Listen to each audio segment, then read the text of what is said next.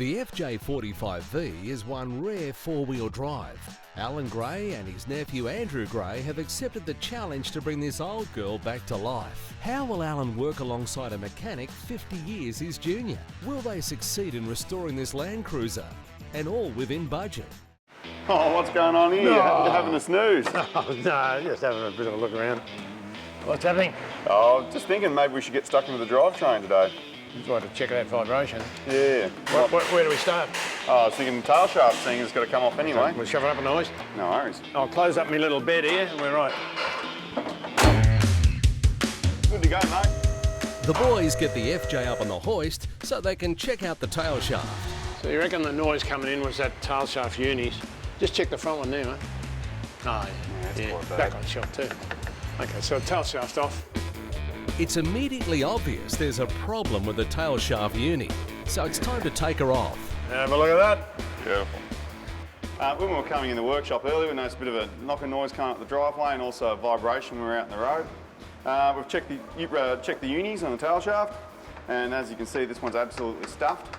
If this wasn't rectified, it could be potentially very dangerous to the occupants of the vehicle. If the tail shaft happened to fall out, all sorts of interesting things can happen. Also, it can, if left unchecked, it can cause damage to the diff pinion bearings or also the transfer case bearings in the gearbox. Okay, so the universal joints are faulty, there's no doubt about that, a bit of play there. Engagement here is pretty good. Also, it's in phase, which is important. These two yokes have got to be in line. Not like that, out of phase, otherwise it can impose terrible strain on the diff. So always make sure that they're in line. You know that as well as I do. Right, so we'll take her over and put some universal joints in it. If I can get hotshot into gear with a tail shaft, I've got two brand new Japanese universal joints here. Dying to put them in. They were sloppy and we need some decent unis in. Hey, come over here, don't be shy. Wowie. Decent big tail shaft. Yeah, decent unis, so I'll get you to give me a hand here. This looks rather gruesome sometimes when you're sort of hitting it a bit, but I don't know any other way of doing it. There's a special service tool, but it doesn't seem to work properly. Alan takes the old uni joints off so that he can replace them. Okay, the circlips are out. Okay, so we've got some decent Japanese universal joints. It does make a difference.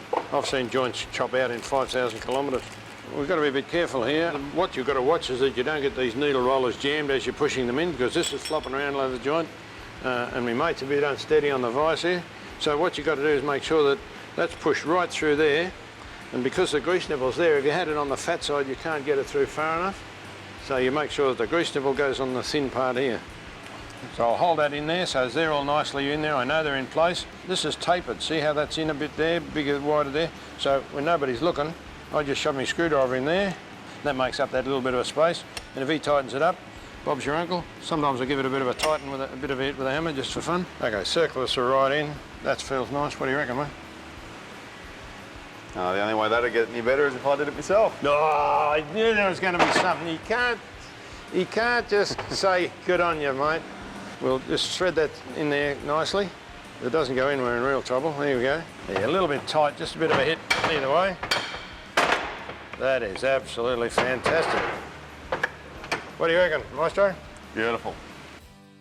We just finished the tail shaft universal joint. Sometimes if the flange, you've got problems with flange, you've altered the tail shaft from one vehicle to another, Train Tamer supply a multi-drill flange, coarse spine or fine spine. In this case, we've got one of each at the front tail shafts, but that's a very handy thing to have, and they're available over the counter. No problem at all. We're using a new tail shaft on the front because it came without a tail shaft, and we happen to use a multi-drill for our purpose here. Those tail shafts are Japanese and very well made. All right, so what do you reckon? We'll call it a day? Yeah, why not? Okay. Right, let's clean up and get underway. For all your driveline parts requirements, visit terraintamer.com.